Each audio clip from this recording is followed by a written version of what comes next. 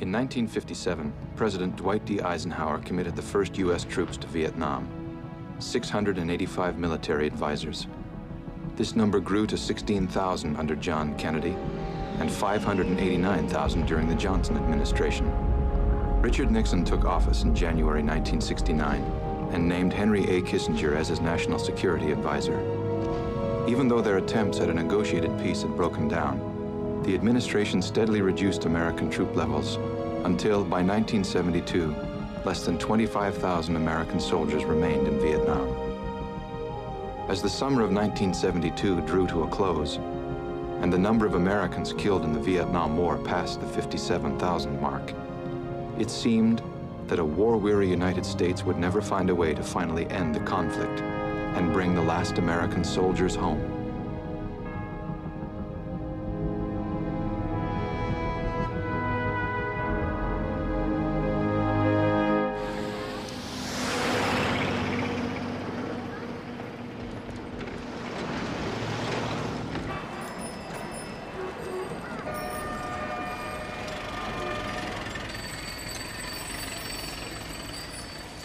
With our military losses in the field, I see no other course. We have never accepted a political solution. Not with the French, not with the South. Yet now, you not only suggested Conrad Lee, you even seem prepared to leave the so-called President Thiel in place in Saigon. We've always insisted on his dismissal. We will see the end of Thieu, comrade. If we can persuade the Americans to do to him what the Soviets and Chinese have done to us, withdraw support. In the forthcoming election, Nixon is expected to gain a vast victory. It will embolden him to, in his words, get tough with us. On the other hand, if Henry Kissinger can deliver to his president a peace with honor, it will be hard for even Nixon to refuse. We force their hands by no longer insisting that President Thieu be ousted, in return for the American promise to withdraw their troops from all regions of Vietnam. With the Americans gone, the days before our final liberation of the South will be numbered. And if you fail, we have fought too long to risk public disgrace. The Americans fear it even more. Kissinger nurtures his public image with great diligence, believing it necessary to gain public support for his policies. So he will avoid embassies, ignore their State Department, and use back channels. I will deal directly with Kissinger. He will deliver Nixon. Pro Kissinger ex reducto. For your eyes only. Politburo authorizes resuming Paris peace talks on strictly confidential basis. I want this explained to me now. My Jew boy, Haldeman, where the hell's my Jew boy? Bob! He's here, Mr. President. I put in a call to him as soon as State sent us that signal. Thank you. Henry, just what the hell is this? Well, evidently the State Department has been eavesdropping. And a good thing, too. How else would I ever hear about what it is you're actually doing around here? Mr. President, I would never keep anything from you. Your instructions were to try and bring the North back to the table. Surely the day-to-day details of how I achieved the policy. Henry, we can't have the receivers calling plays the quarterback doesn't know. Is this signal correct? Well, you see, this is the point, Mr. President. We cannot truly say, not at the moment. Yes, it is accurate that our back-channel contacts in Paris indicate that the North Vietnamese are ready to sue for peace. But I stress, this is the back channel.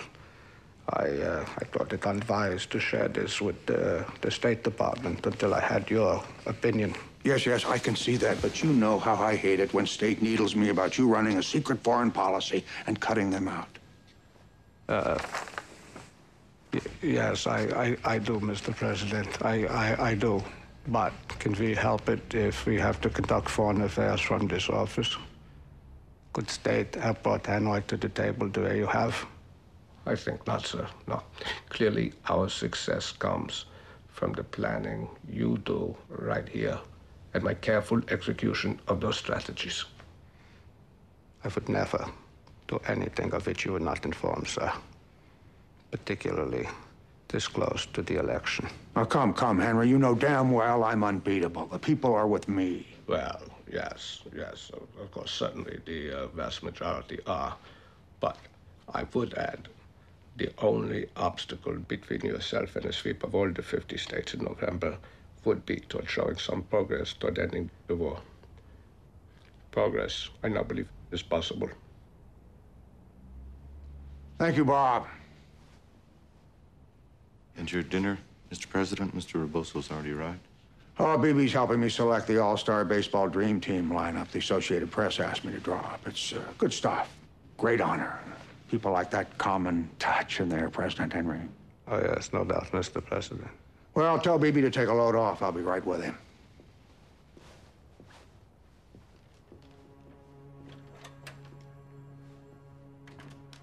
I can't go on like this, Mr. President. Either I am in charge of this operation or I am not. I cannot conduct your policy with the State Department improperly monitoring my contacts overseas. They are bureaucrats serving their own ends. I am your instrument. And I tell you everything as soon as it becomes clear. You know this to be true. Yes, I suppose. But yes, this has to be stopped. You have shown us how to end this war, and it is to that task that I have fully dedicated myself. But what chance have we if Rogers and his pinstripe-suited intellectuals question your every move? True. Maybe we need an audible. Just you and me. Well, this is a brilliant idea, Mr. President. Well done, Henry. Keep at it and keep me on top of things. I know my tactics are sound. The world will see that in due course. Without a doubt, Mr. President. Peace in Vietnam, Bob, in an election year. Totally to be wished, sir. That'll show Ben Bradley. Times Man of the Year cover. Or more than that. This is the stuff of Nobel Prize Committee agendas. Keep it up, Henry, and you keep me posted. Tell Rogers I knew all about this matter. Dr. Kissinger has my full support. Well, thank you, Mr. President.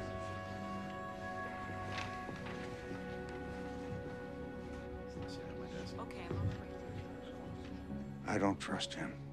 An elitist suck-up. Too much in love with the tweed-suited Easterners. Needs watching, sir. Who? Not state. He's on to them. Haig? After dinner. Over drinks.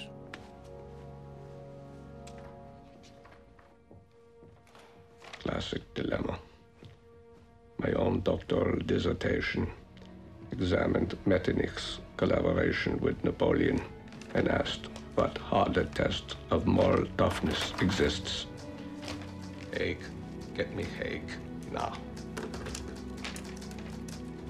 To cooperate without losing one's soul. To assist without sacrificing one's identity. Count to 50, then join me. Yes, General.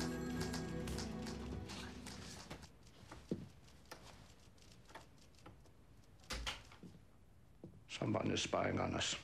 State knows all about our back channel message from the North Vietnamese. Everything. I can't have this. Leaks. Everything leaks. Next thing, the New York Times will be reporting the exact hour we retired to the men's room to relieve our bladders. I think they already do. This is not a joke. I can't bring the Vietnamese to the table and keep this madman in the Oval Office quiet if every ambitious government hack reports my comings and goings to him. Security. We need greater security. 32, 33, 34. Who, Alexander? Who would play political games this close to an election? An election the North Vietnamese are watching as closely as you and I. Perhaps our best chance for a negotiated settlement. Who? Obviously someone who knows every detail of what goes down around here. Who? The speechwriters, for example. Who? Buchanan? Sapphire? Could be. But it'd take a wiretap to be sure. No, I will book no such thing. This is not a method. I know. We don't sanction wiretaps anymore. That is exactly right. From here on out, we require new rules of security. In writing. I need this directive memorialized in writing. Ah, the ineffable Miss Armstrong. Please, come in. Excellent timing. Thank you. We were discussing security. Please, be seated. Be comfortable.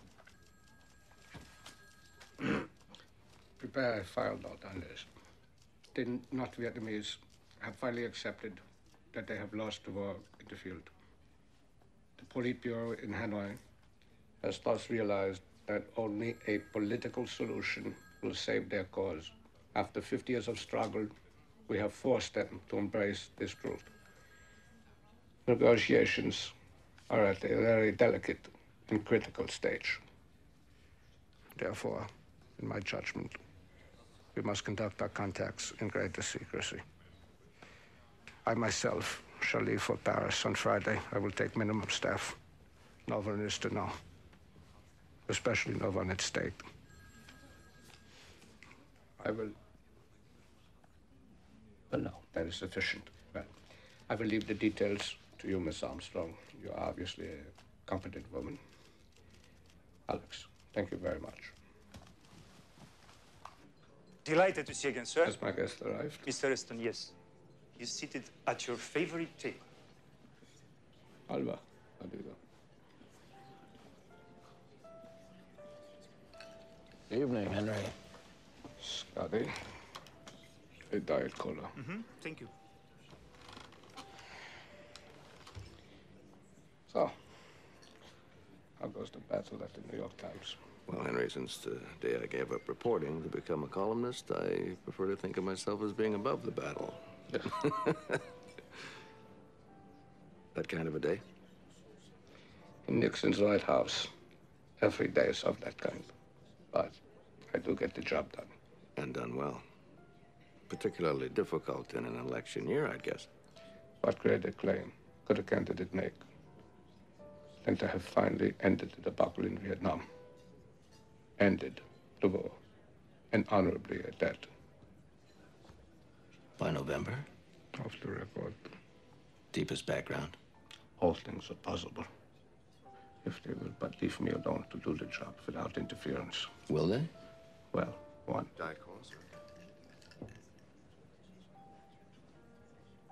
One must watch results. If the war ends, one may assume they did. Now, Al, this is a very delicate matter. Very delicate. Not a matter of politics, not politics. No, this is policy. It's a very separate thing. Okay. Colson's here. Charlie. Yes, sir. I was just explaining to Al here our dilemma over this new Vietnamese thing. Explain. Well, look, Al, it's like this. It's pretty obvious to all of us that an election eve settlement of the war is going to look like a political ploy, okay? And you know how the press will jump on us with that. They hate me, Al. Not intellectual enough for the Ivy League snobs. They think I'm a Bush leaker. Our private polls show, Al, that this president's tough image is our greatest asset. They admire his strength. Look at the support for his bombing and mining policy. You take that away with an early peace settlement, and those blue-collar Democrats go back to voting their pocketbook. And candidate George McGovern will be President McGovern, and he'll be sitting in that chair. Where my ass is already very comfortable. Thank you very much. Not even Nixon can want the war to continue. But perhaps not him, but his pollsters think an ongoing war will help his re-election campaign. Though once elected, he'll still face a Democratic Congress that's sworn to cutting off funds for the war. Then I will have no negotiating position. Surely the Vietnamese know that. Yeah, but they face enormous pressure in the field. They can't hold out forever. They fear that Nixon will be even less willing to compromise after his landslide victory. They want a fast-track negotiation, but I didn't tell you that. Now, Al, it may be that Dr. K only wants to settle before the election so he can get all the credit. But after a landslide victory, the whole world will know that it was the chief's political strength at home that gave us an end to the war. Yeah, political strength. Using diplomacy on those guys is crap. We have finally reached a point where we have a diplomatic edge. But I worry that my president isn't interested in a political solution. Once I win a tremendous mandate, the anti-war crowd will be totally defeated. Touchdown, our side. Then we'll get these North Vietnamese to cry uncle. And credit will rest where credit's due. Whatever else, I will end this war. And before the election, if at all possible, which I believe it is. Even against Nixon's advisors? Well, look, it may happen, Scotty, that they may have to operate alone. From here on out, the secrecy shall be fortified, intensified, be my ally. Deepest background, of course. You see, Al, there's just too much secrecy over there. The president thinks you should join Kissinger at the hip. Never let him out of your sight. Make sure that we know everything that's afoot. Everything. A private intelligence officer. Not exactly what I was trained for. We all serve the commander-in-chief as he sees fit, right, Al? Yes. Yes, of course. After all, Al, you are a resourceful man. Now, Al, we know that you're looking for more in life than being an assistant to the National Security Advisor. And you know that before long, we're going to be looking for a new Army Vice Chief of Staff. A job that comes with 4 stars on the shoulder. But right now, we need you where you are. And I know we can count on you, General.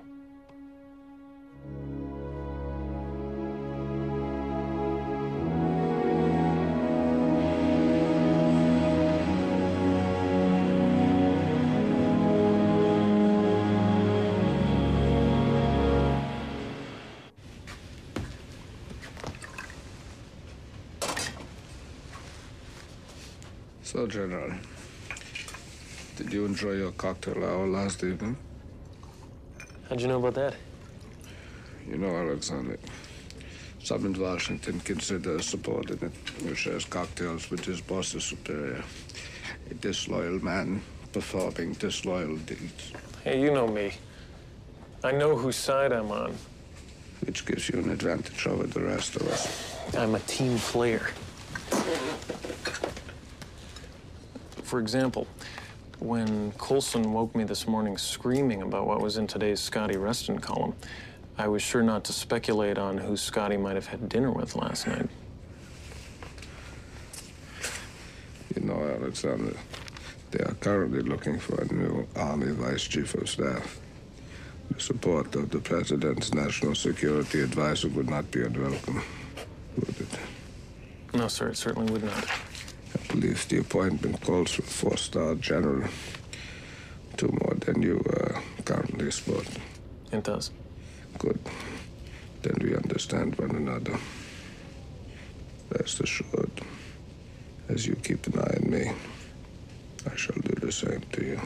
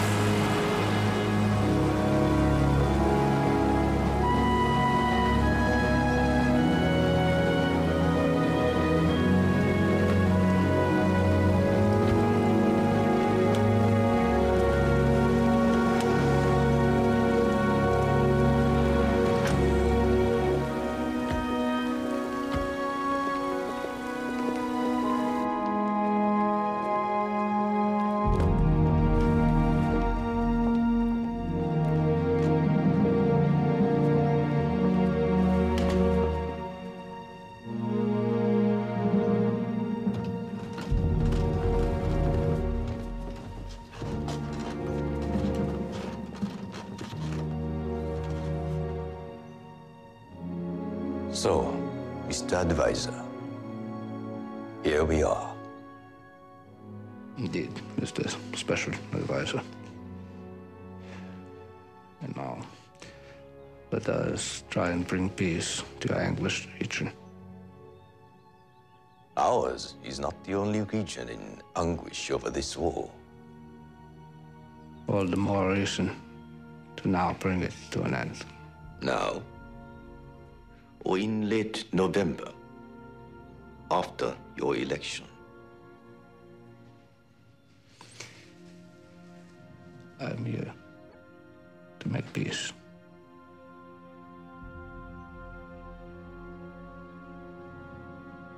No.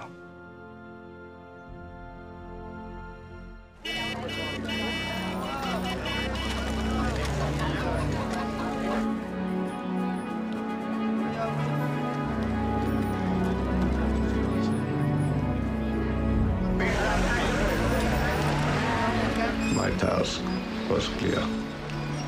Although President Thieu had previously acquiesced to ceasefire proposals which implied that North Vietnamese troops could remain in the south, he had, since April, demanded that any troop withdrawal be mutual. To bring them around would take the skill of a Bismarck. So, I see that your conversations in Paris with Le Docteur were not without their interest. But that's all they were, conversations. But the other side was of the utmost seriousness, Mr. President. Perhaps to you. But I am the constitutional leader of the Republic of South Vietnam. Any discussion of ending a war waged against us on our own territory that does not include me cannot, by definition, be serious. Just paving the way, Mr. President. That's all of us doing. Once the road is paved, traffic naturally follows. The route is a fait accompli. You will not do that to me or my people. Not my intention. I simply seek a compromise. Compromise. Fine word. But our view of what constitutes an acceptable compromise is firm. No North Vietnamese on our soil, no interim government, no coalition government. Sufficient time for me to prepare the South Vietnamese people for any such plan. Reasonable points, Mr. President. All reasonable points. And there's one other. No withdrawal of American troops from South Vietnam while the North keeps its soldiers on our soil. Yeah. On that issue, as you know, we have always implied that any troop reductions must be mutual.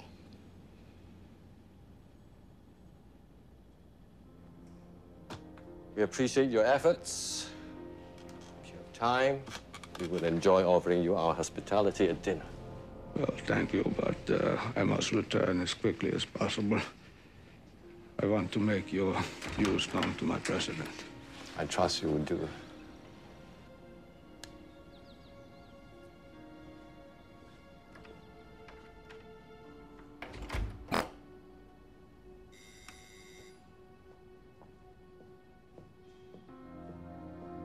Yes, Uncle.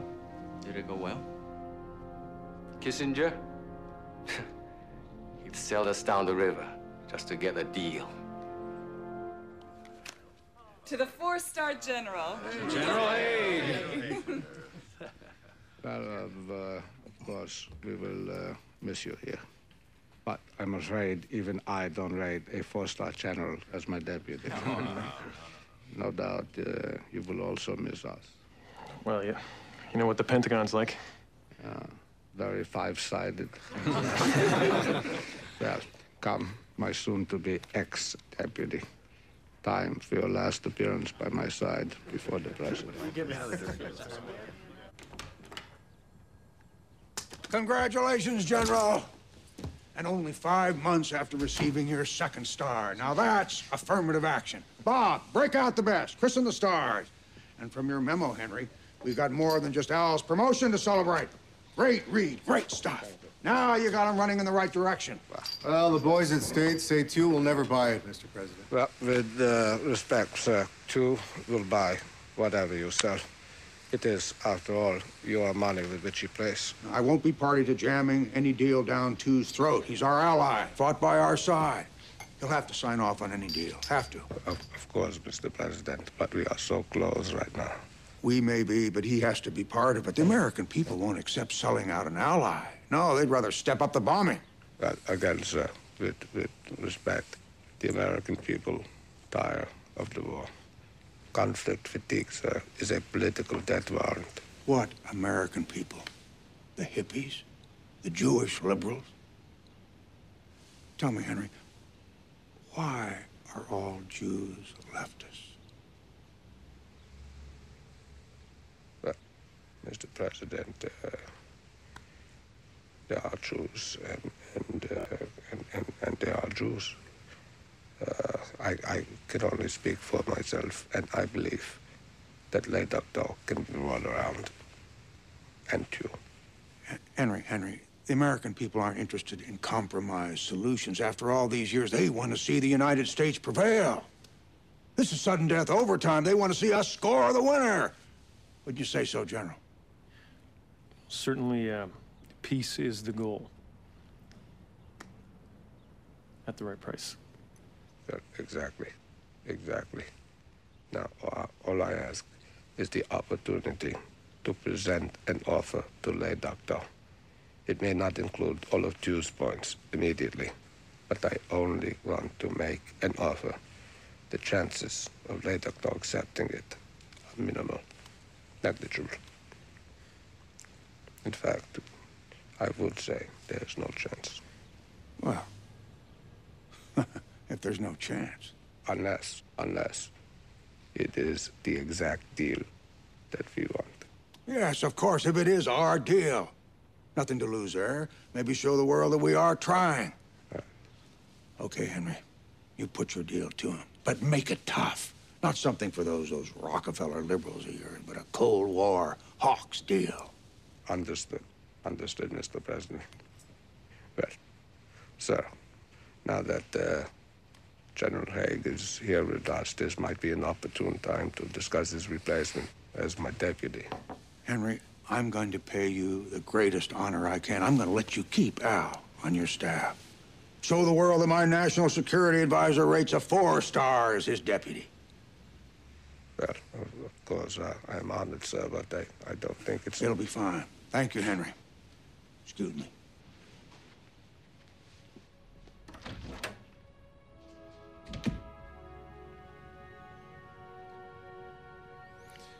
Gave it a lot of thought, Henry, but the President feels that Al will be of enormous help to you in selling President Tew on any deal. Al being a soldier and all. And I shall, of course, do as instructed. Gentlemen, if I may. Al. I think the President would like to have one more drink in Al's honor. But no need for that to detain you, Henry.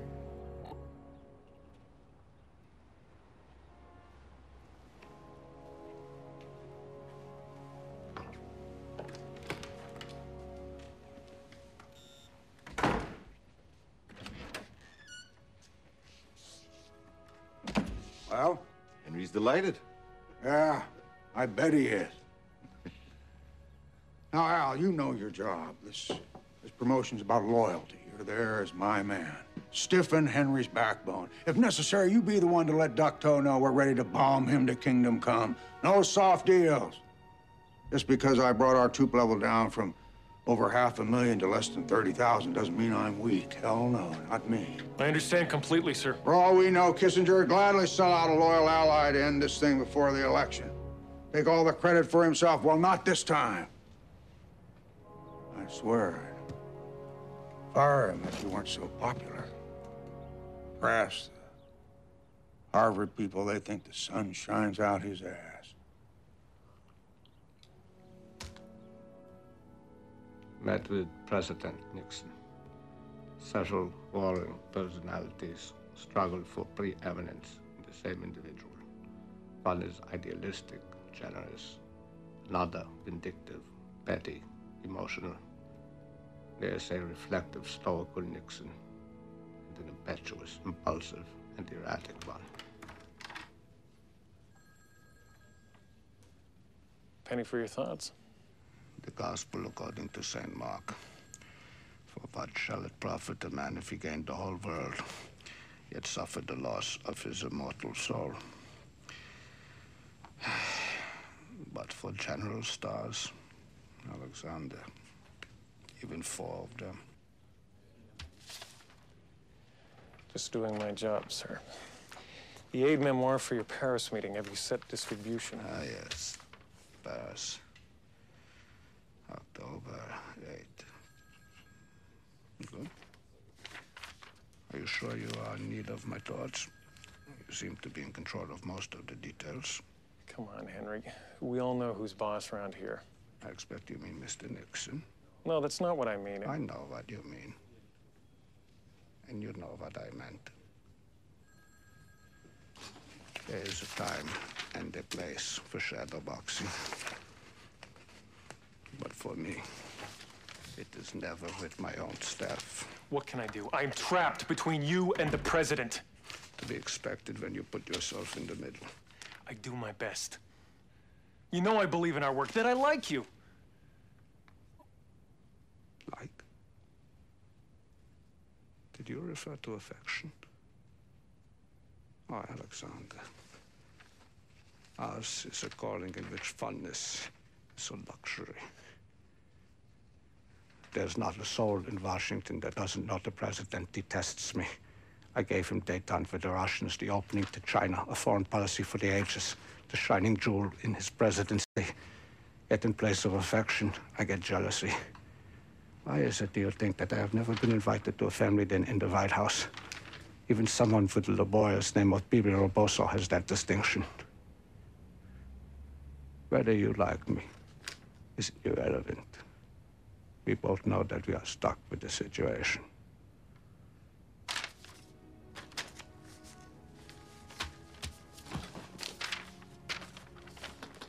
General Haig, if you would be so kind as to close the door on your way out, I would appreciate it.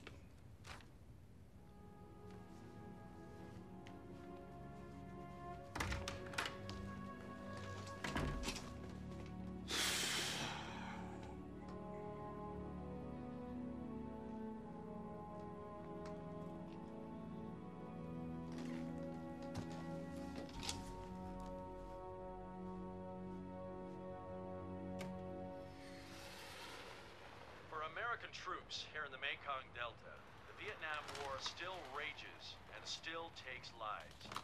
Despite the overall reduction of U.S. troops, the battle to keep this vital trade route open is essentially an American operation. And today, in a bloody action, several U.S. Navy personnel lost their lives. All this, despite persistent rumors that the secret peace talks between Henry Kissinger and North Vietnam's Le Duc Tho are to be resumed within days. Lord? Closer to home. Someone! President Nixon. There's been another leak. I can't have this. I want you to personally... Bring the combatants to the bargaining table. Yes. Yes, Mr. President, I did see it. No, sir, I have no idea. But we have enough leaks for an army of plumbers. But I will have Haig liaise with the FBI in a full investigation. Yeah. Perhaps some closer scrutiny on some low-level staff is indicated here. Good idea, Henry. That's a good plan. Now, you're doing fine. Yes, it's all right. Yeah, I'll see you then. Yeah. Bob, Charlie, whoever leaked this peace talk stuff, that one deserves a medal. Makes it clear that these Paris talks are Henry's baby. If they fall apart, let it hit the fan over his head. Maybe then I can get away with firing him, but keep him in the dark. If he starts looking to plug leaks, you tell the FBI to play along. Drinks? Please, sir.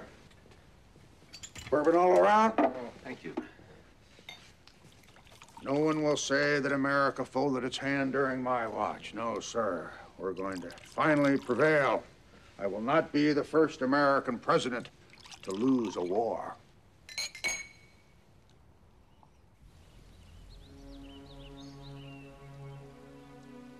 So in summary, therefore, the Politburo accepts the principle of an immediate ceasefire without waiting for outstanding political issues to first be resolved. Then you no longer require a president. You'll be removed from office as a precondition.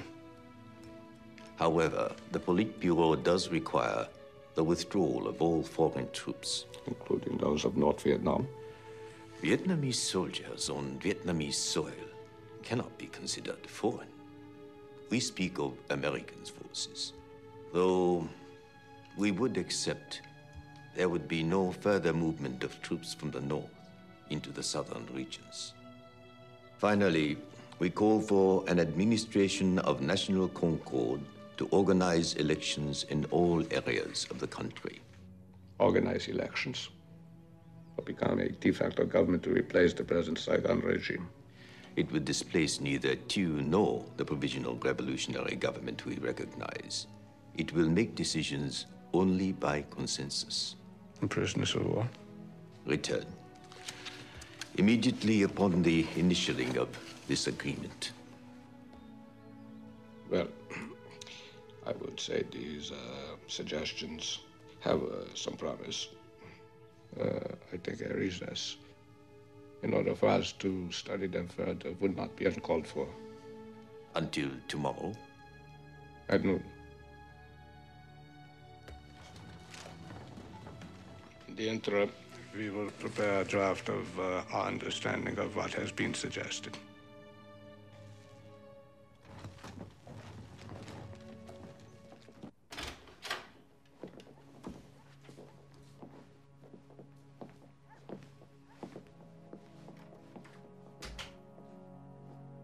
Yes! Congratulations, it's unbelievable. Well, unbelievable or not, we appear to have done it, do we not? If we can hold him to what he said, then we truly have done it. A peace that will save the honor of the soldiers who served and died in Vietnam. Have a problem, Mr. Negroponte? As good as it seems to us is as bad as it might look to Thieu. He'll suspect the administration of national concord as a way to displace him and his government, especially if it's backed up by North Vietnamese troops on his territory and in Cambodia and Laos. An opening offer. We will counter. You and Winston prepare a draft of the agreement. Be vague with this administration of national concord business. Water it down. Spell out that there will be no further infiltration from the north. And add a provision that Hanoi must withdraw its troops from Cambodia and Laos. Will that satisfy? I'm sure it will, sir. As long as we do indeed water it down, as you put it, we can look Thieu in the eye when we present it. Well then, get to it. I have an engagement in town. I want a draft ready for me at 8 a.m. tomorrow.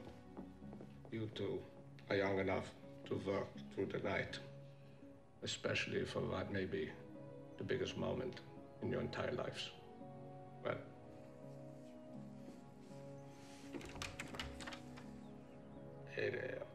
Yes, sir. What about the president? Which one? Joe or Nixon? I appear to be dealing for them both. So maybe we should bring them up to speed.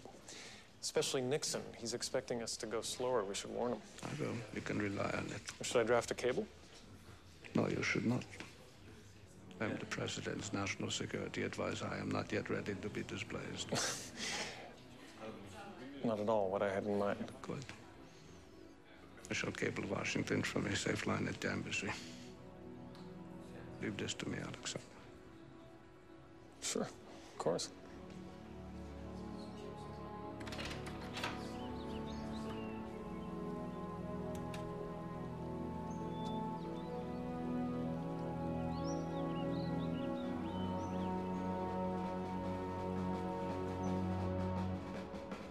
Alderman X. Kissinger, please inform the President there has been some definite progress, but not very detailed.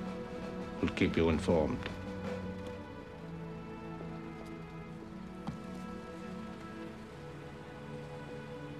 Pro-President Nixon, ex-President Thieu. Sources indicate Paris breakthrough. Please inform what commitments may be undertaken in our name. Pro-Kissinger ex-Haldeman. President instructs that Ambassador Bunker in Saigon should be updated. Pro-Bunker ex-Kissinger. Tell President Thieu the other side may make a ceasefire proposal during the next few days. Essential that Thieu's troops move promptly and seize maximum amount of critical territory. Pro-Kissinger ex-Haldeman would appreciate status update. Pro-Haldeman ex-Kissinger. Negotiations too complex and sensitive to report their content in detail. Please tell the President we know exactly what we are doing. And just as we have not let you down in the past, we will not do so now. Yeah, but the way you're putting it, the administration of National Concord is only advisory. Exactly. You heard the boss. Water it down so it's acceptable to chew. I've done exactly that. The complete withdrawal of NV troops from Laos and Cambodia. Look, the doctor himself said it was worth trying. He also said this was a counteroffer, remember? I don't think he wants us to give away the candy store, do you? I don't know what he wants.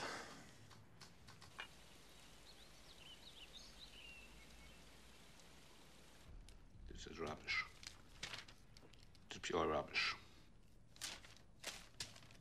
What is this supposed to be?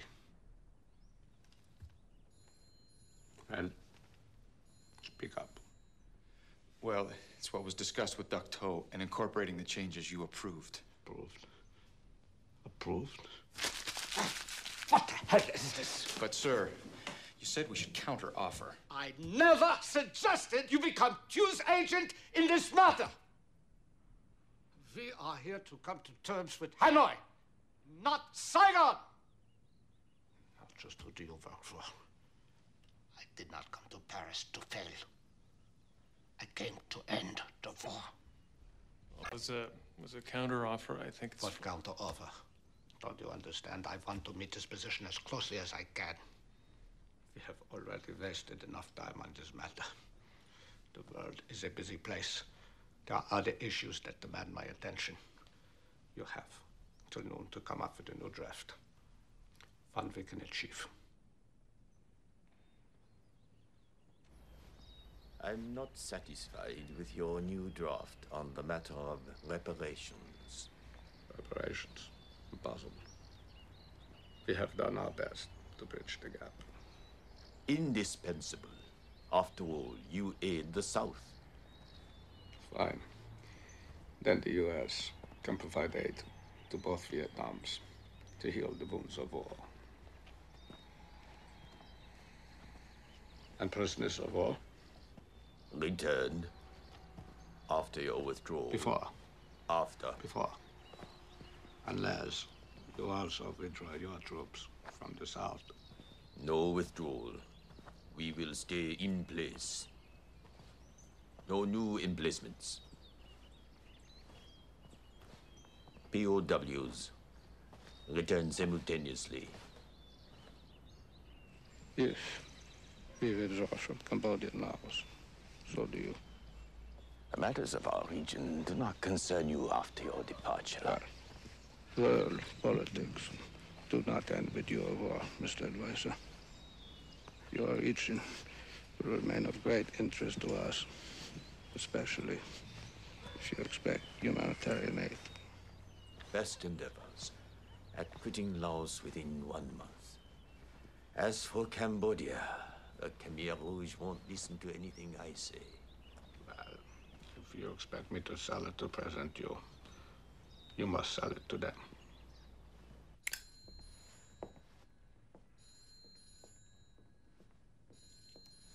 The thing that scares me is the part about reparations. Humanitarian aid. Call it whatever the hell you like, it's still aid. And that needs congressional approval. Not even the president can promise money. Show me a congressman that would dare vote against a proposal to end the war that Richard Nixon endorses. If he endorses it. He will. After November 7th, as soon as the election's behind him. I will not be bound by political objectives. We must negotiate a settlement that will stand on its own. We must show the world what we achieved in spite of the election, not because of it.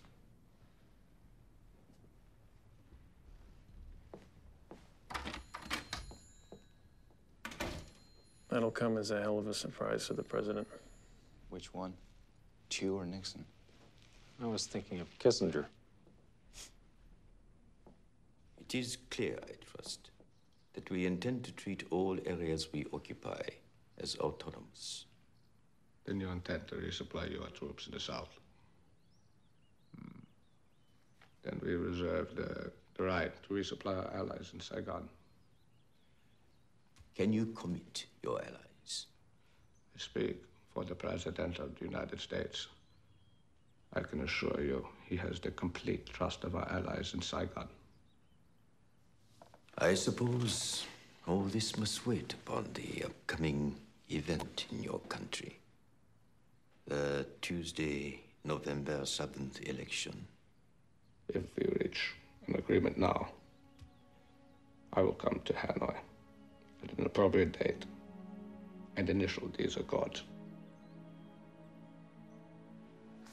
If you need not wait upon your election, I note that October 24th is also a Tuesday. I would be happy to be delighted to join with you on that day if we finish our business here.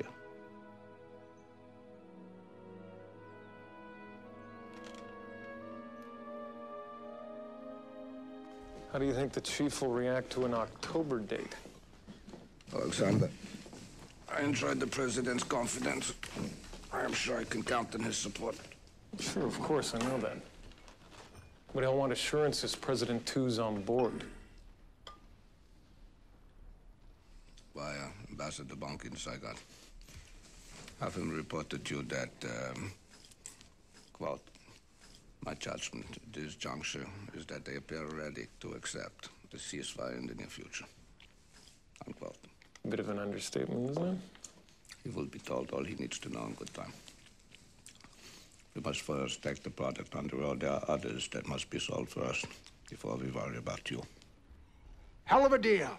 Peace we've always demanded, promised the American people we'd get. Will those communist bastards stick by it, keep their word? As long as we and you keep ours. Well, that ought to be a problem, should it, Bob? I can't see why. How about you, Al? Well, there are a few, maybe just one or two, ambiguities. Well, Henry here can sell too, explain it all away. My Henry's excellent at that, aren't you, Henry? Well, thank you very much, Mr. President. Just a little bit, that's right. Thank you. I am sure President Yu will understand and embrace the accord.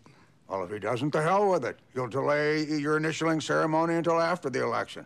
Maybe I'll go myself. Well, sir, I think the October date is the essential component of the agreement. After my landslide on the 7th, nobody will say no to me.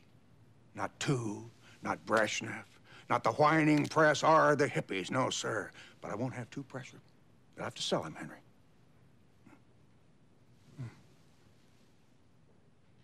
That, comrades, is the sum and essence of the accord.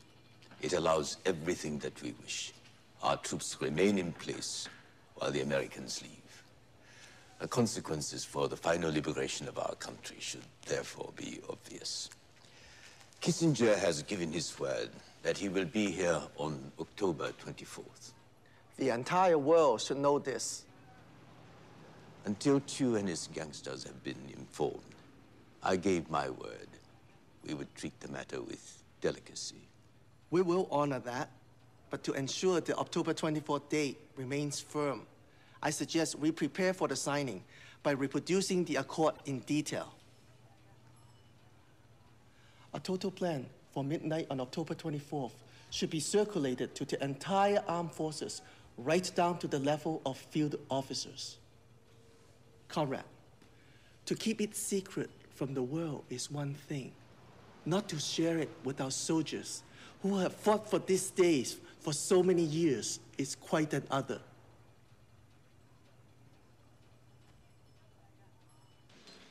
Well, here's a first. You're waiting for me. So, what on earth is up?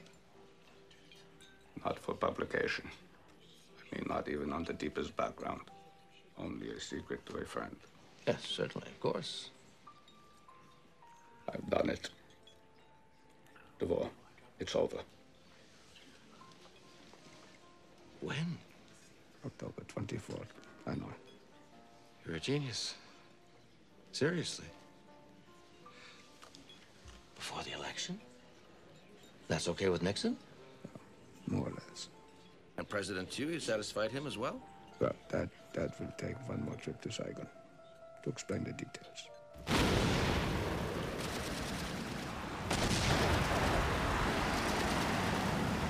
My only fear is that President Yu learns the details before I can explain them.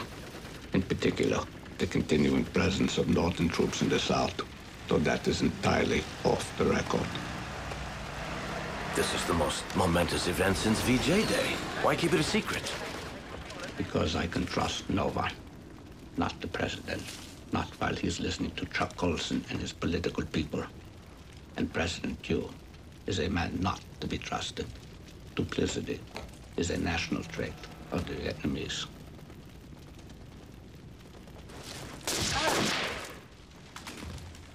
But come October 24th, that will all be behind us.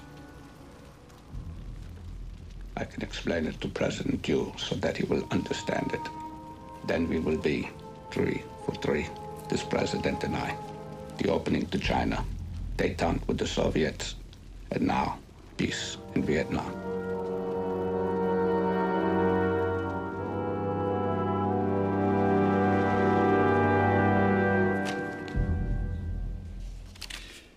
Each time I think I have the measure of the man's capacity for betrayal, I'm reminded that it may be limitless.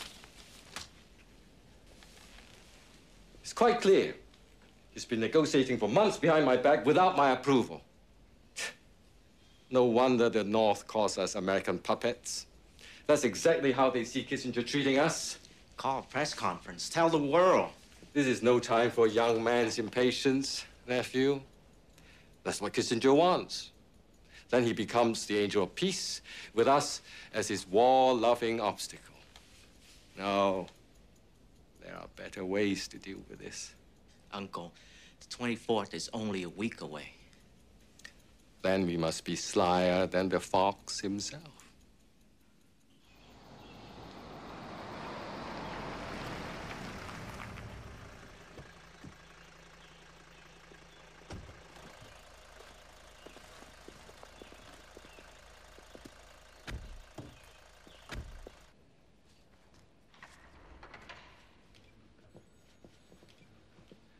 Sorry to have delayed you. Internal matters. You know my nephew and aide, Wang Duc Na? Yes, I do. A recent graduate of the Oklahoma University, I believe. Go Sooners. So, greetings from President Nixon. We come on his behalf with what we believe to be very encouraging news. Late Doctor has presented us with some suggestions for a ceasefire, which, in our judgment, can form the sound basis for a final resolution of a painful war that has devastated this. We're sufficiently well acquainted to dispense with long speeches. Is there anything in writing of Dr.'s suggestions? Of course we have something.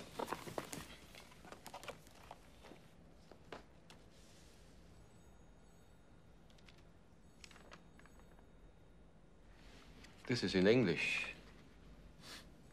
Yes, I know I must apologize for this. We have not yet had time to prepare an adequate translation. Sau đây là những điều mà hai bên đã đề cập đến để ngưng chiến tranh Việt Nam.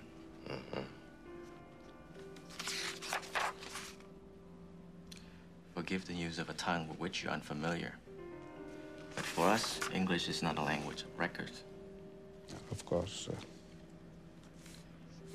Hiệp ước này sẽ hoàn toàn thay thế tất cả những gì mà đã nêu ra từ trước. Nói tóm lại, sau đây là những gì mà Hà Nội đã nêu ra. Interesting. Or more than that, surely. Mr. President, this is encouraging. It's exciting. Interesting. I see it refers to, The 3 Indo-Chinese states. Yes. I assume that would mean Cambodia, Laos, and Vietnam.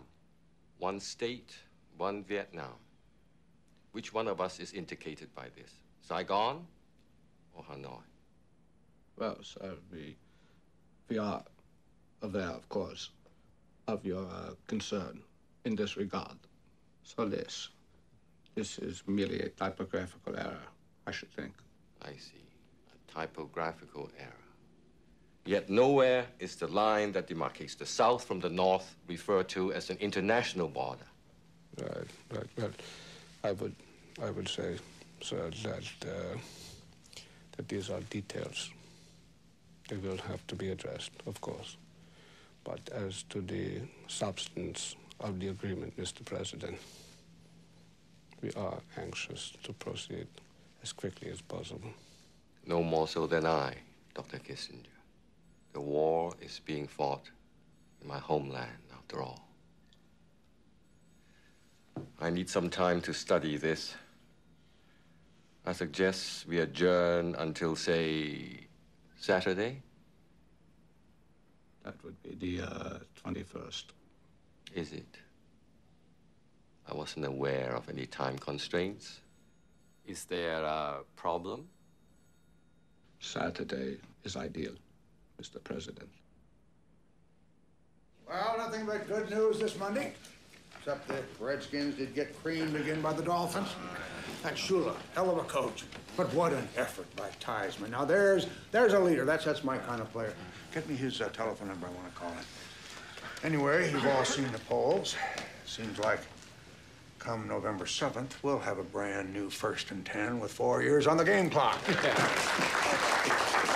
Now, item A, Kissinger's report from Saigon. What do we make of it? Mr. President? Go ahead, Westy.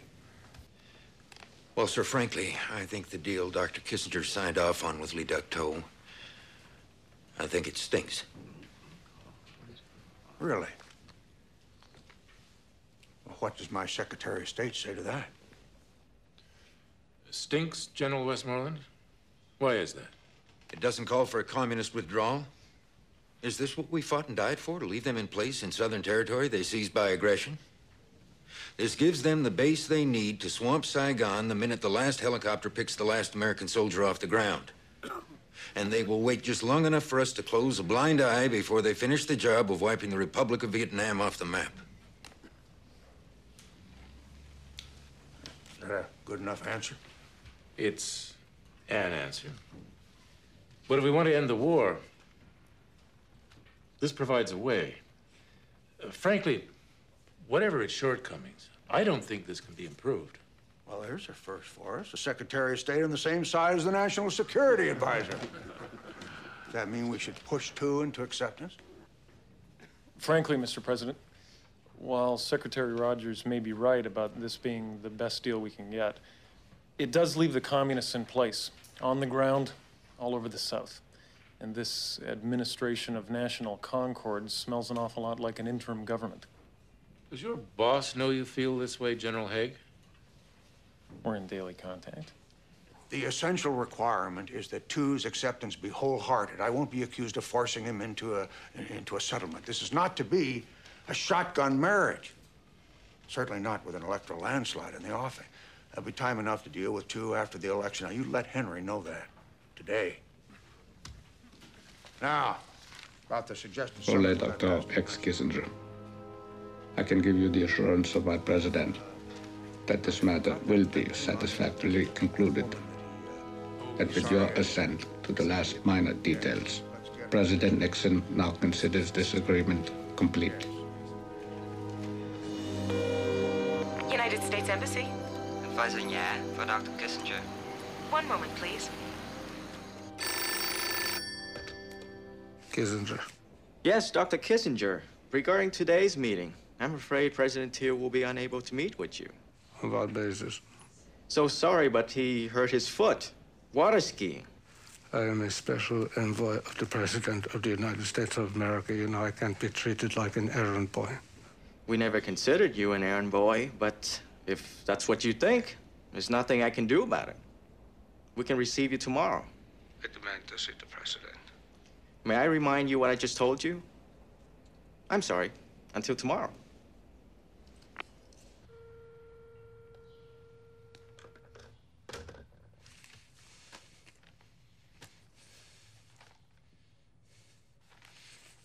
The man will not treat us this way. intend to go to Hanoi on Tuesday, whatever these devious people say. From Henry. He wants to go ahead with the meeting in Hanoi. Like hell. Not till 2 okays it. He won't. Why should he? He'll probably claim, and some of your enemies will agree, Mr. President, that the terms are a complete capitulation to Hanoi's demands of 1969, and that for this deal, we could have closed the books 3 years ago. They'll say it'll lead to a bloodbath, sir. What's Henry's big rush? Tell him to get 2 on board the program. If he can't, then get him back here, and we'll talk after Election Day. I do not object to peace, but I have not got satisfactory answers from you, and therefore will not sign your agreement. Then we will go out on our own. Your prerogative, of course. Pro-Kissinger ex-Hague. President suggests that in view of President Tu's rejection, perhaps our best course is to denounce entire agreement. Pro-Hague, ex-Kissinger. I assume you recall your view that this was a good agreement when we concluded it. 24th in 2 days. Game may be over. There are many ways to play this game. It's a matter of politics now, not policy, and I am not without skills at that sport. I will not have this snatched from me. I am going to see this through. I will bring peace despite all the deceitful play around me. Pro Lê Đức Thọ, ex-Radio Hanoi. We acknowledge receipt of your memo to the effect that Kissinger has delayed the meeting of October 24th. However, we intend to announce the content of his previous cable that President Nixon considers the agreement complete. The assurance Mr. President was given before we knew of Tu's rejection. As for the North Vietnamese, it was to be expected, Mr. President, that Radio Hanoi would broadcast the news. They considered the 24th as a firm date. Well, I never signed off on it going public, not without Tu's agreement. So I don't want anyone quoting me as saying the agreement is now complete. What do I do now about that poor bastard Tu? Perhaps disagreements persist between ourselves and you. But as regards Hanoi, we have reached consensus ad idem. Consensus ad crap. Without Tu, there's nothing. Well, perhaps they inferred that... Inferred? Listen, if this war is over, we ought to be the ones to trumpet it from the rooftops. It's 2 weeks to the election.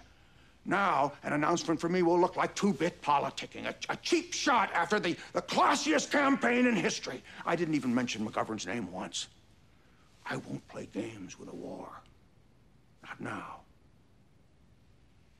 Well, this is precisely my thinking, which is why I briefed Max Frankel at supper this evening.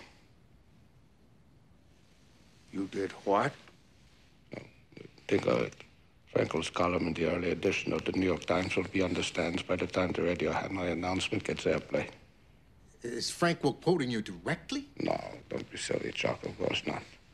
It's a leak from highly placed American officials.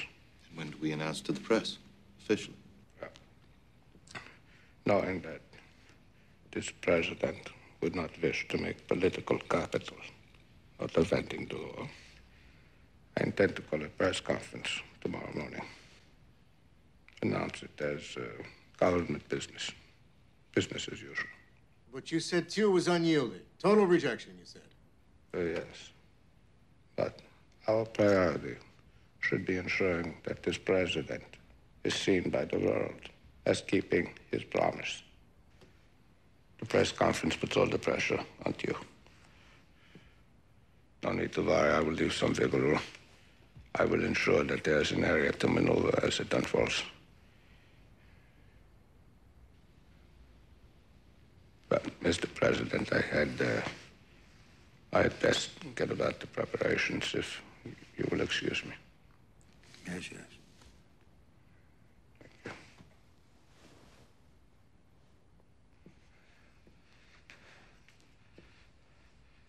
A momentous event, Mr. President.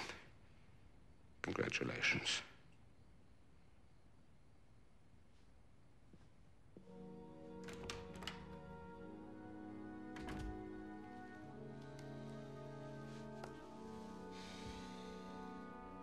suppose now everybody's going to say that Kissinger won the election. Ladies and gentlemen, we have now heard from both Vietnams and its desires that a war that has been raging for 10 years is drawing to a conclusion. We believe that peace is at hand. Are you saying that the war is actually over? Peace is at hand, not necessarily in hand. Hanoi is well aware that Saigon will have to be consulted and approved before any agreement can be called complete. But Radio Hanoi claims the agreement is complete. Hanoi might wish that we could simply impose any solution on Saigon and that their participation is not required. But, and I must stress this, that Hanoi has treated Saigon with the utmost seriousness. He's just about said the North has met TWO's demands. That's not true. What the hell do we do now? Nothing. Not this close to the election. And then what? Send Haig to Saigon, let him deal with you, soldier to soldier, general to general. Right. Then Kissinger goes back to Paris, diplomat to diplomat. And when that doesn't work? Well, then we go back to square one, but we've got 4 more years to get it right. Why not? Let Henry have his moment in the sun. Just as well he's taking credit for all of this.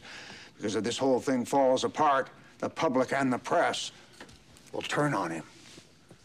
I'll fire the son of a bitch and end the war myself. The early votes we have in, where the polls have closed, in the eastern, midwestern, and southern states, indicate that if this trend continues, this voting continues across the country like this, President Nixon will be re-elected in a landslide, and it may surpass the record popular vote for Lyndon Johnson in 1964. In that year, he got 61.1% of the vote. That was in his race against Goldwater. Now we're going to look at the electoral board showing the total number of electoral votes so far projected. They show 9 states have been projected for President Nixon with a total of 115 electoral votes. Still well short, of course, of the 270 needed to win. So far, no states projected for Senator McGovern. 42 remaining undecided. The 51 includes the District of Columbia, which of course not a vote, not a state. Dear Mr. President, to take a divided nation, mired in war, losing its confidence, racked by intellectuals without conviction, and give it a new purpose, overcome its hesitations, will loom ever larger in the history books. It has been an inspiration to see your fortitude in adversity and your willingness to walk alone.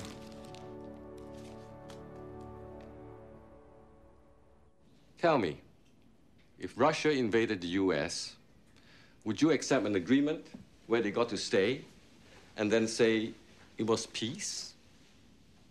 I'm a general. You are a general. Would you, as a general, accept this agreement?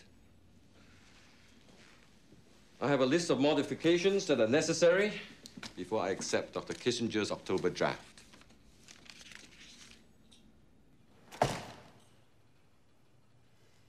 Over the centuries, colonialists have butchered us, deceived us. But never have we been so cruelly misled as this. Q virtually rejects the terms we negotiated. We were told the agreement was complete. Now this 69 objections. This had better be good. I was actually enjoying myself. It's not good. We have complete breakdown. The gulf between Saigon and Hanoi is enormous. Oh, damn Kissinger. I knew he'd drop us in it. Well, he knows we can't keep the collapse of the talks quiet much longer. He wants you to go on television, a presidential address to the nation explaining where we are. Me? Oh, sure, now he wants me to step in. No wonder. Peace is at hand, indeed. Henry's the smartest man I ever met. Maybe the smartest man alive. You gotta believe, a guy like that doesn't make mistakes. All the more reason to grab hold of this thing ourselves. We will, but not by me going on television. How the hell can I rally the people when there's nothing new to report? No, the people who have to hear me are the North Vietnamese. You mean resume the bombing? Damn straight. If bombing Hanoi is what it takes, then fine. People react to fear, not love. They don't teach that in Sunday school, but it's true. Yes, but we've never bombed civilian targets. Maybe that's the missing element. To insist the North withdraw, okay, we can sell that. You get me an opinion poll. Ask the question, should we continue operations until the communists have withdrawn? And tighten security. Check Kissinger's staff, see if any of them were McGovern supporters. And tell Kissinger to stop smiling in the pictures with Duck Toe. We're gonna finish this thing once and for all. I don't want Vietnam ruining my second term the way it did my first. I plan to leave office a hero. And that won't happen if we don't end this war. Besides, peace ought to distract the press, stop them from all this digging around that stupid Watergate business. That's dying down already. It's almost definitely to be Time Magazine's Man of the Year. Good, good, excellent. Get Kissinger and Haig back here.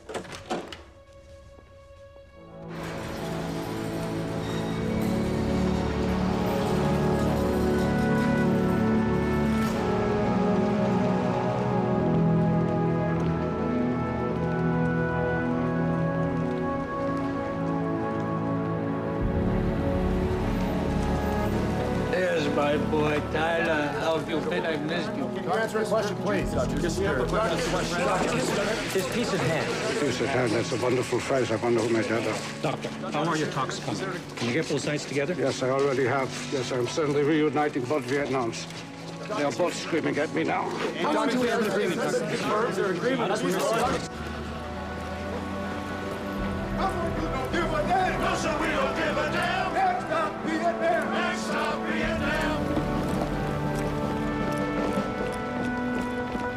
He can't be more than 18. You heard me, a full-court press. We'll bomb the bastards into submission. That'll teach them to scuttle the agreement. Mr. President, it isn't exactly Hanoi that scuttled it. Q is the odd man out. So he's our ally, isn't he? Yes, but it seems strange to bomb the party who agrees with you in order to coerce the one who doesn't. What the hell is this? Lee Duck Toe is suddenly your best friend? No, of course not. The North are bastards, tawdry, filthy bastards. They make the Russians look good there. All right, then let's get down to business. We bomb the North.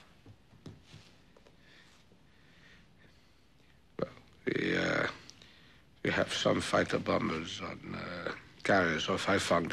They can't do the job. When you use force, you don't get points for showing restraint. You and I have always agreed on that, Henry. Now, something changed in you? No, sir, of course not. Then you agree we do whatever it takes to get the job done. No half measures. B-52s, Henry. B-52s. But, sir, we have never bombed a population center with strategic bombers. The new bomb sites should make sure that we hit only strategic targets. You know, this is your fault, Henry. That peace is at hand crap raised expectations too high. Now we escalate. B-52s with unrestricted targets in the North. But, sir, Q is the No, we've been through that, Henry. Alexander. I'm with you 100%, sir. Two's the horse we rode in on, and we're honor-bound to stick by him. Doesn't matter what went down in October. Mr. President, I say you stand tall. Resume the bombing. Put those B-52 mothers in there and show them we mean business.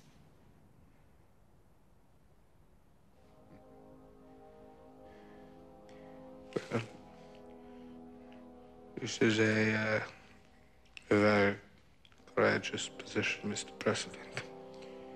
One that demonstrates the wisdom of the American people in electing you.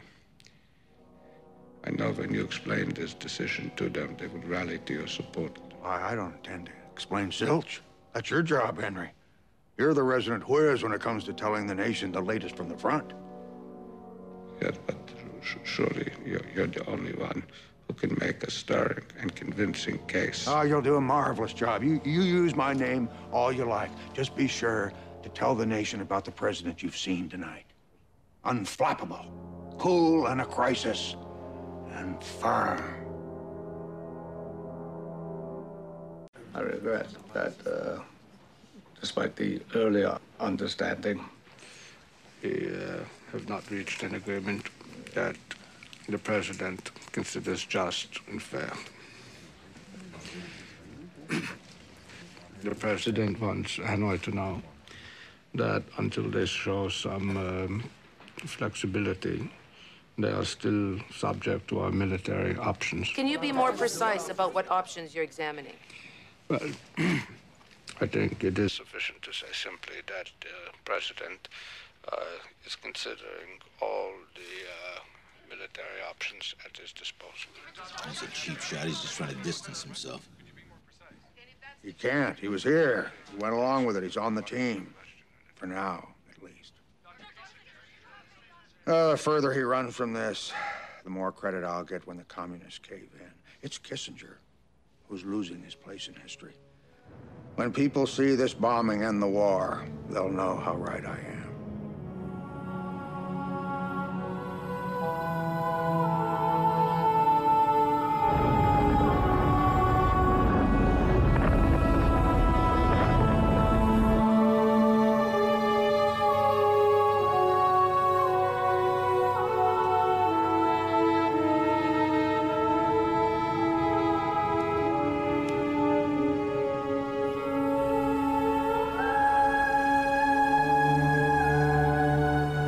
Today, Pope Paul VI described the American bombing of Hanoi as, quote, the object of daily grief. And this from Germany says the attacks are so outrageous that, quote, even allies must call this a crime against humanity, unquote. What else? What else? From Joseph Kraft, today's column. Kissinger has been compromised, and everybody in town knows it. Is he just a good German lending a cover of respectability to whatever monstrous policy President Nixon is pleased to pursue? See? The people are with me. No big demos, not today. No sit-ins, no riot. No, indeed, sir. You know why? I'll tell you. Because we ended the draft. There never was an anti-war movement. Only an anti-draft panic. I was right about that, just as I'll be proven right about that third-rate burglary at the Watergate. As if that kind of crap isn't part of politics. The Democrats do worse. Of course, I suppose the Jews and the liberals are still all over me. They'll always be doing that, Mr. President. Yes, but still in love with Henry, I bet. I suppose he's managed to put enough distance between himself and the rest of us. Not entirely, Mr. President. In fact, just today, Joseph Kraft's column says Kissinger's been compromised and everybody in town knows it. Is he just a good German lending a cover of respectability? I knew they'd catch on to Henry sooner or later. This is a banner year for us, Bob. Banner year. And 73 will be even better. Stand by, tape rolling. Dr. Kissinger, could you put the current bombing campaign into perspective for us, please? It was decided to bring home to both parties that the continuation of the war has a price. That explains airstrikes against the north. But what of Saigon? On prior occasions, we have sent General Haig to Saigon. We are prepared to do so again. Not exactly comparable actions. Why or even how was the decision to bomb reached? Well, I would say it was certainly the most lonely decision that the president has had to make. Lonely decision, hell. I won't tolerate insubordination. You tell Henry to talk to no one, period. He's not to call me. I will accept no calls from him.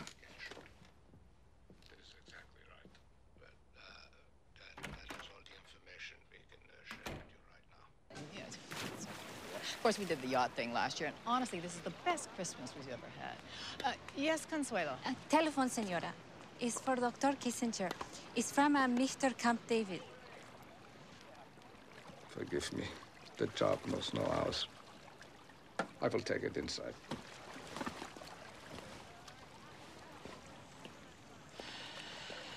But he certainly is an exciting house guest. You're being ridiculous. Coulson, you're overreaching your authority.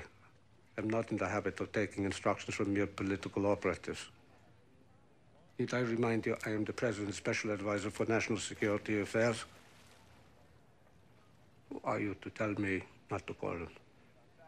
I will call the President whenever I deem fit, and whomever else I see fit to call, journalists included. We'll see who takes those calls.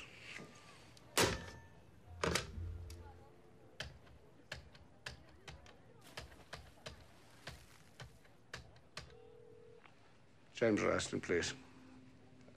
Henry Kissinger. Scotty. Scotty, how are you? Good, good. I'm delighted. Today's Times, Reston's column. Kissinger undoubtedly opposes the bombing. He has a strong sense of tragedy about Vietnam and wants to get it behind us. But for the moment, he is avoiding a break with the president. Which is more than the president will do with him. He's gone too far this time. I want the president to see this. If this doesn't get us Kissinger's head on a plate, nothing will. Wait a minute. There's more. If there is an open split between the president and his principal foreign policy advisor, Mr. Kissinger will be free to resign and write the whole story of the Paris talks and why they broke down, and this would probably be highly embarrassing to Mr. Nixon. The rumors of a schism between President Nixon and Henry Kissinger have now passed from the rumor stage to the fact stage. In an article on the op-ed page of the New York Times, James Reston makes it clear that White House... This is not good. Not for the president, not for me, not for the country. Yes, but how do you stop it? I can't. Only late Dr. can do that. He must come back to the bargaining table. Dr. Kissinger?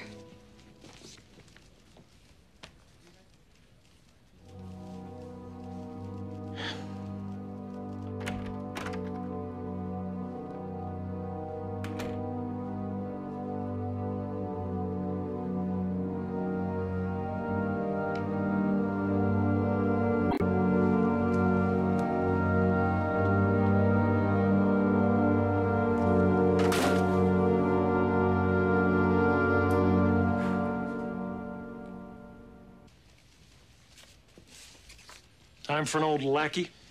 Old, perhaps. But a lackey, I'd rather doubt. Not mine, at least. Come on now, Henry. Politicking was part of the job.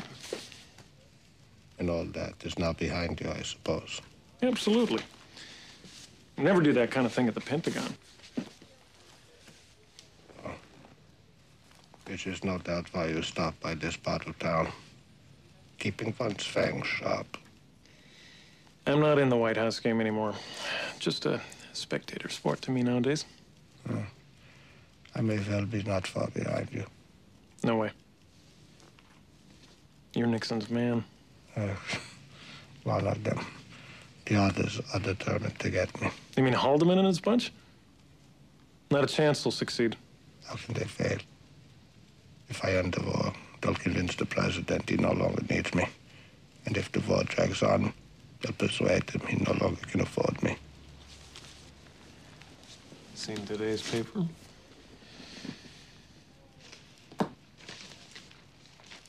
I'd guess the inner circle have more to worry about than undermining the president's national security advisor. I'd even say that he who brings home the peace will be on the rise, not the way out.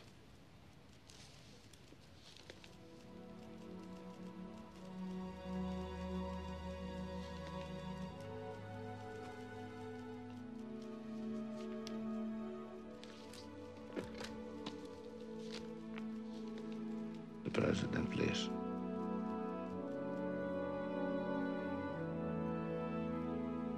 Nixon was fulfilling his own nature. Once it started, it could not end otherwise. Just you and me now, Henry. Gotta get the past behind us. Push on.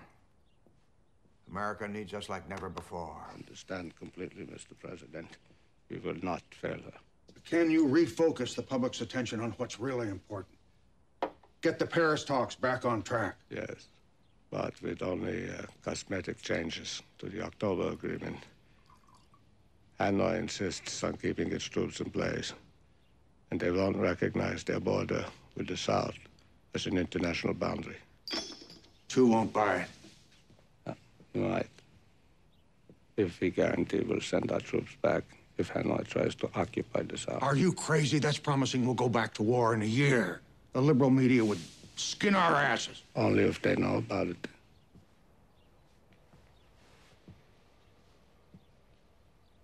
Saigon would accept private assurances, a secret agreement. Are you sure?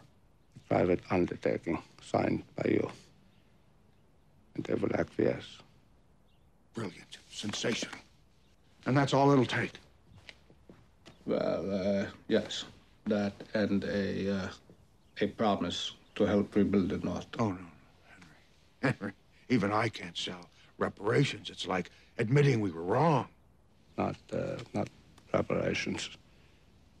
We can call them reconstruction loans. Loans? Credits? Well, that's a congressional prerogative, Henry. I know that, sir, but we don't have to spell out all the details in the treaty. My understanding is that late October will accept a secret side letter, dated 3 or 4 days after the signing of the treaty. So we'd get a treaty first. Exactly. But of course, Congress will have to deal with it. But that will be after the fact. That's right, after the fact. Hell, they could even annul it if they wanted to. Precisely. And by then, the war will have been behind us. And we will be armed for whatever new fights lie ahead. All it needs is your signature on the secret side letters. Well done, Henry. This is exactly what we need. You're the best, Henry. You always come through for me.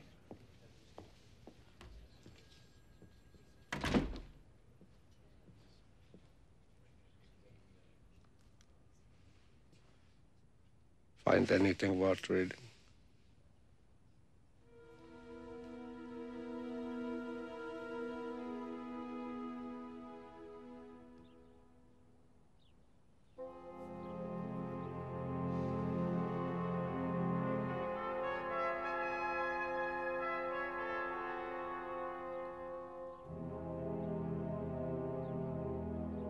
Lord, come in here. Come in.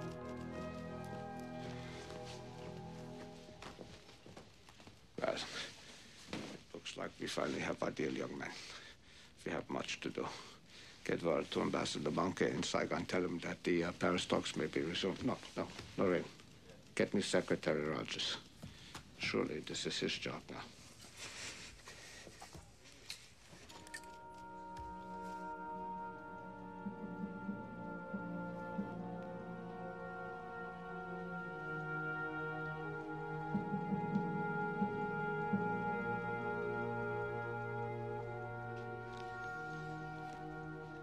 From the Americans, we will accept their private assurances, provided they're over President Nixon's name, not Kissinger's. But it leaves us completely exposed. The communists can roll south the minute the last American troops ship out. They could, but they won't. Kissinger is giving us secret undertakings. Be sure he's doing the same for Hanoi, even though we must at least suspect that they'll wait only for what he himself called a decent interval before marching on Saigon.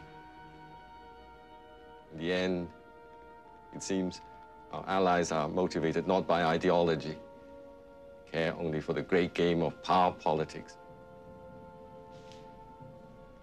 The decision is made. Let the Paris talks conclude. Let us prepare for the storm that will follow.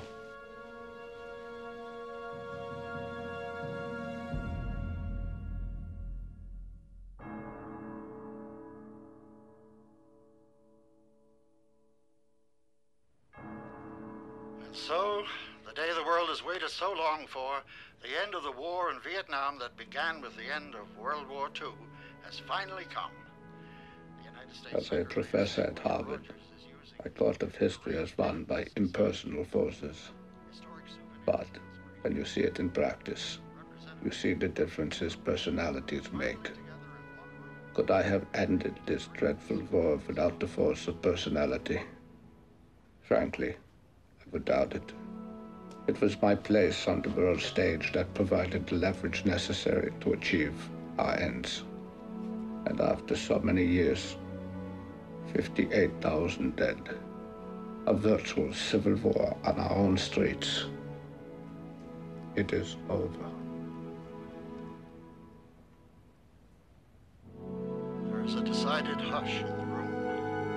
Secretary Rogers affixes his last signature, as does the representative of President Yu. With a wave, the representatives of the South begin to file out of the room. Secretary Rogers is Can't help but feel that you should be the one who signs. Rogers deserves some trophy for his support. Besides, giving him 1 day in the sun seems only fair. Convinced it. All that remains is celebration. Helen Thomas of UPI on line 1. She wants to know how you're celebrating the day's events. Helen Thomas. You tell her that I intend to spend the day making love, not war.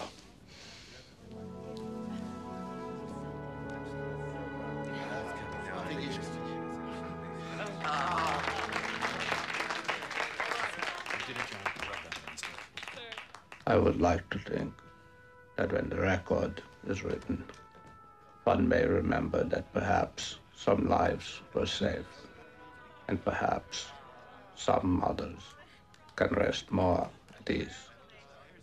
But I leave that to history.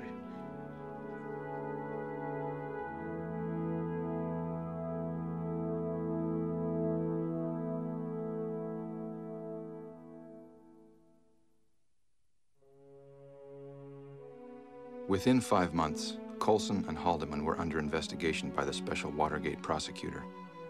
In May, Haldeman resigned and was replaced as President Nixon's chief of staff by General Alexander Haig. In June, despite administration indications it would use military options to enforce the treaty, Congress prohibited redeployment of American troops in Vietnam. In September, President Nixon accepted William Rogers' resignation and appointed Henry Kissinger as America's 54th Secretary of State. Within 18 months, North Vietnam completed its conquest of the South. By then, American casualties amounted to over 58,000 killed, over 300,000 wounded, and 2,500 missing in action. Australian casualties were 3,500. South Vietnamese losses were 800,000 dead and wounded. Casualties to the north were over 1 million. Richard Nixon resigned from office on August 9, 1974. Henry Kissinger is today a respected Washington consultant.